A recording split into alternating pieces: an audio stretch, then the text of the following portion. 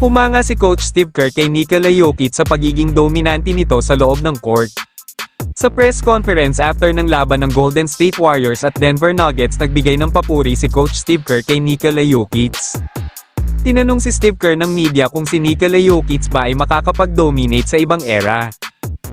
"It's unfair to compare eras but he's the best center I've ever seen." Sa kabila niyan, panalo ang Golden State Warriors sa Denver Nuggets sa score na 118-104.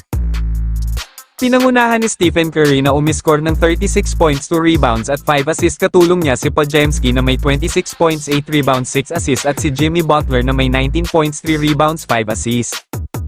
Bagamat natalo ang Denver Nuggets, nakapagtala pa rin si Nikola Jokic ng halos triple-double performance na 33 points, 12 rebounds and 9 assists. Mula 3rd spot hanggang 8th spot, halos magkadikit lang ang pwestuhan. Nasa 5 games na lang ang natitira para mag-playoffs na at mahalaga ng bawat laban dahil pwede maging bumaba o tumaas agad ang pwesto bago matapos ang regular season. Sang-ayon ba kayo sa sinabi ni Coach Steve Kerr, mga boss, na si Nikola Jokic ang best center na nakita niya? Kung may komento kayo mga boss, pakilagay na lang sa ibaba at ating pag-uusapan yan. Maraming salamat sa suporta mga boss. Huwag sanang kalimutan mag-like, follow at paki-share na rin ang mga videos ko. Ingat palagi mga boss at God bless.